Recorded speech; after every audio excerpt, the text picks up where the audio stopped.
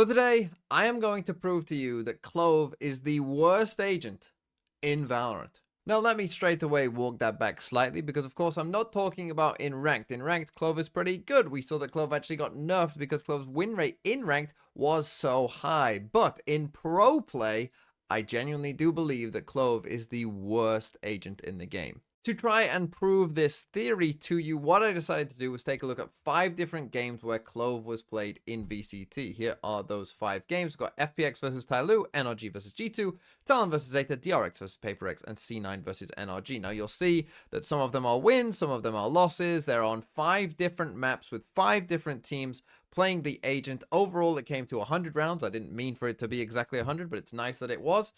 And I'm going to try and prove to you, using these 5 games, that Clove wasn't very good. Now, the main way I'm going to try and prove this to you is by taking a look at Clove's individual abilities. And let's actually start with the smokes. Because, of course, smokes are just smokes, right? They're fine. They do a job. I mean, there are little things, obviously, with the Clove smokes. Yes, you can smoke after death. That's obviously a big plus of Clove in general. The smokes do last a little bit less than, other smokes. The range isn't as big as other smokes, so there are some downsides to it as well. But I think, in general, smokes in a pro game will provide you with a certain level of value that is good. But now let's take a look at the other 3 abilities, because that's really where my argument lies. Because if you want an agent that just has smokes, of course there are many different options available to you, and some that are almost certainly going to be better than Clove. And so let's look at these abilities then, and we'll start with the pick-me-up. And here's the first question for you. Out of 100 rounds, how many rounds do you think that the pick-me-up in those 5 games was used? Just used at all?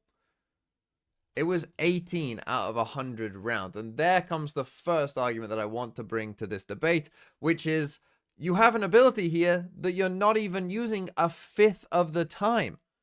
You don't even use it a 5th of the time. That is crazy that you have this ability that you barely even get to use. And that's the first point, that even just using the pick-me-up is very conditional, right? Just to get a sense of actually being able to use it is very conditional. And then here's another question for you. Out of those 18 rounds, how many times do you think that the pick-me-up really found value? And what I'm defining as value here is where you use the pick-me-up and you are then in a fight that you would have died had you not used the pick-me-up in that fight. And the answer to that is 1. 1 out of 18 times. So out of 100 rounds in those 5 games, in 1 round did this ability find actual good value. And we're going to go through some clips now as well to explain some of the real problems with Clove. Let's start with this one from the FPX game where Autumn uses the pick-me-up. 只能往前腿回去，但这个风有点大。主要是他没想到 Life 已经在这个位置 ，Life 打的位置非常激进，被 Scarlett 摘下来，但现在方舟方还有一定的机会，3打4，这不是一个不能操作的局面。Scarlett 换到一个死角，又是一发非常精准。 哇，那这样人数拉平回来，但对方虽然说奥特曼在高点处的架枪也是有所收获，这么个倒地，齐乐的技能组也不再去。Yeah, that was it. And this is the thing. This is what a lot of pick-me-up uses look like, right? Where Autumn does manage to win a fight, but then he's just going to back out and get away. And you might argue, I'm sure some of you will want to argue, that, oh, he gets the stim, which allows him to get away. But let's be real. This is a pick-me-up that's not going to find any value. In fact, FPX are going to come across and they're going to come over towards B. And obviously, by the time we've decided to do this, the pick-me-up is gone, right? So you're not getting any value from it at that point. This was a use of the ability that really didn't matter. Let's take a look at an example from the NRG game where Victor is in a 1v4 clutch. Victor left alone in a 1v4. Timna's got to pick up these pieces. And White though, Jonah Pete, expecting that one with the forward face. Still the dart flies over and time is running against him. Victor has got no choice now but to try and stick this plant. And the bodies are going to swarm at any moment now. Momentarily.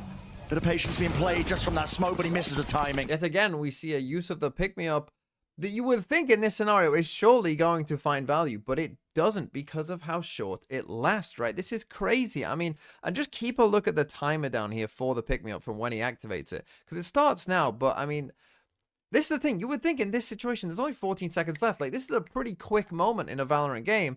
And even so, it still goes by the time he takes his fight, right? So by the time he gets the spike down, it's now gone, it's now going, and by the time, you know, we get to this point, he's now just doesn't have it again, right? But that felt like probably a pretty quick moment overall in a pro game, but it didn't matter because this ability just doesn't last that long when we're talking about pro games, and they do tend to, you know, take their time to do stuff, particularly like a 3v1 or a situation like this. They're not just going to rush in one by one. So it means that the ability just doesn't find value. Okay, but now let's move on to the next one. We're actually going to go to the ult next, okay? And there was 9 ults in these 5 games that were used. And again, how many of those 9 ults do you think found good value? Well, again, in my opinion, it was only 1. So again, let's take a look at some clips, and first again, we'll look at that FPX game, and really a lot of the ults used in these games looked a lot like this one. 先出零点修弹，他还有一发闪存过在，至关重要的一发闪弹，但好像交不出来，被对面反手零点修弹了。阿阳的这一个零点修弹非常重要，还要再等。奥特曼在前点时候终结技能的，拉下枪线，哦，漂亮，直接起来，化蝶，看一下化蝶能不能找到一个好的位置，奥特曼让队友掩护一下。 然后开始进入一个让对面开始拖时，而且中路有人在绕，中路已经马上要绕到了，就看中路这一手。刘一 Obviously, when we're talking about value for the ult, you could argue that some value is found here, right? That there is some small value from this ult that, you know, you maybe get some information and then they have to kill you again. And hey, Autumn had the chance to kill them, so, you know, it's getting you some value. But let's be real, this is an ultimate we're talking about, right? And did this ultimate really have an impact? And in fact, Autumn does better than most of the ults that I saw in these games because he actually survives the dismiss part. And he gets back into this fight and he dies again. And this is what a lot of the ults were like. Again, here's another example for you from the Talon Zeta game. Sending spam. Laz now there to back him up. I'm liking this coordinated play from Zeta. A lot of people there immediately off this contact to help out. Oh, massive swing out. Laz able to find one, Sugar Zero, getting another on the opposite side. Jim Boy's forced to use that res. Tucked into the corner, but covering fire is going to be good. And Depth cannot over pursue to try to get the punish, but Sugar Zero still here. Over at Cat does.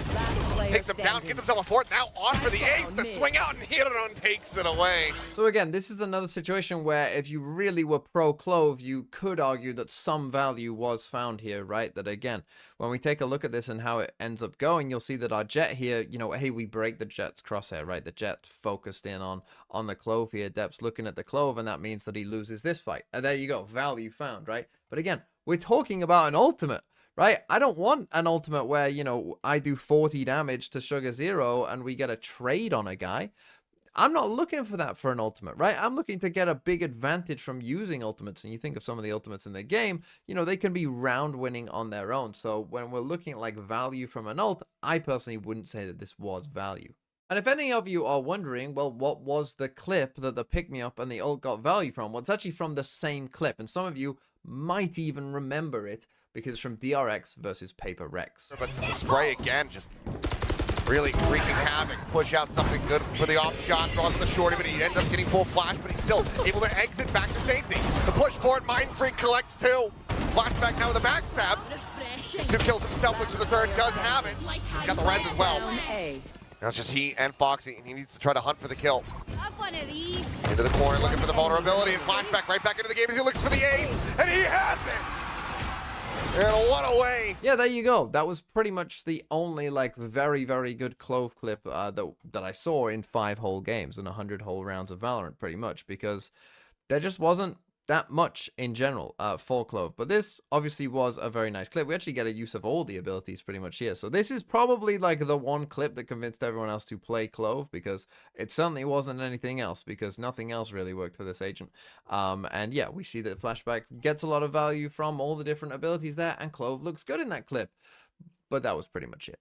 Okay then, so finally we come to the medal, and when it comes to the medal, again, in your mind, how many rounds do you think that this ability was used out of 100? Again, it's just a medal, right? You just throw it out. This must be like, you know, 80 at least, right? No, it was 31 out of 100. And again, let's just talk about this, because this is an ability that you just have to throw out. Right? It's really simple to use. Very easy, very simple. You would think it's just like, oh, well, you're just going to throw that out all the time. These are pro players in pro games, and they only use it less than a third of the time. This is the main point. This is really where it all comes from. That you have 2 abilities here, your 2 non-smoke abilities, just in most rounds aren't used. You have 2 useless abilities. Obviously, that's not a good agent. And again, how many times did the medal, in my opinion, find good value from being used? I gave it 3 out of 31 that the medal found value. Now, again, if you're wondering, well, what does a medal value really mean? Well, I kind of meant a medal value being either it got you an assist on a kill for someone else because it decayed them, or you actually got the kill yourself because of the decay. Now, the thing is, I actually loosened that even more. That's what I kind of started with. I then kind of loosened that up a bit to where if you just displace someone, if you just force someone to move from an angle, I also gave you value. But there was almost none of that as well. But here is a clip of the medal actually finding value. Showstopper out, he goes long range. What? Wait, what? Nate dodged it, but at least we're throwing C's nades, trying to keep Ethan cornered. Jumps out, finally gets picked off. Hey, would you look at that? We comboed it with a raise nade. This was not something you saw very often whatsoever. Often this was not the case. But you see, Ethan, he's decayed. He gets killed by the nade. I mean, would he have died anyway? Probably. But still, I had to give it to that. You know, we got an assist. So good on you, medal, for that one clip. However, a lot more of the medals look like this one from the NRG versus G2 game. He's got such a great read on the game. And Nightfall comes in from the side, at least Trent's going to be deafened. Be able to hear too much coming for him. Now with the util out and open, spray transfer not able to be hit. Trent again. Sky cannot be removed, and this is it, the turning point for the map. It's NRG. You have to... I know that some of you might have thought that you missed it, but then saw it later on in the round because it comes in very late because, of course, we can't throw it that far. So, you know, we're not going to be chaining it with any other util. And Victor throws it high up against this wall, right? He throws it high just above the breach's head here, thinking that's surely going to hit him. And it doesn't. Right? I mean, look at this. Look at how unbelievable that is, that doesn't even hit him in this spot, right? And a lot of them were a lot worse than this and not as close as this. But again, there was a lot of situations where this medal was thrown into positions that someone might be, but either they weren't and it's not doing anything because it's not like an aftershock where it kind of forces you out of that position, right? You can sit there and just take the decay if you want to, but if no one's there, of course, no one's getting hit by it. And in fact, when I showed the FPX clip earlier on about the ult, you might have seen the medal being thrown here by Autumn in this round, right? And this is what a lot of the medals were, right? Where we just throw it out here towards screens. It doesn't hit anyone as far as I can tell.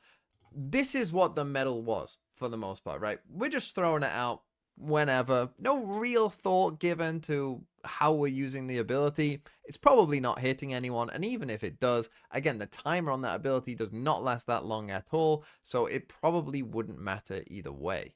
And so there is my argument for why Clove is the worst agent to pick in pro play. It's because when you look at the abilities that aren't the smokes, one, they just don't get used at all, basically. Two, when they do get used, they very, very rarely find value. And so at that point, you have to ask, like, well, if you just want smokes, pick Harbor, right? Pick Viper, pick whatever, you know, pick agents that do something else. Because this agent basically has one ability. Why would you pick an agent that only has one ability that's going to be used in most rounds? Why not pick other agents that are much better? If you want a fragging agent, pick ISO, pick Reyna. If you want a smokes agent, pick any other smokes. Clove is the worst agent to pick in pro play.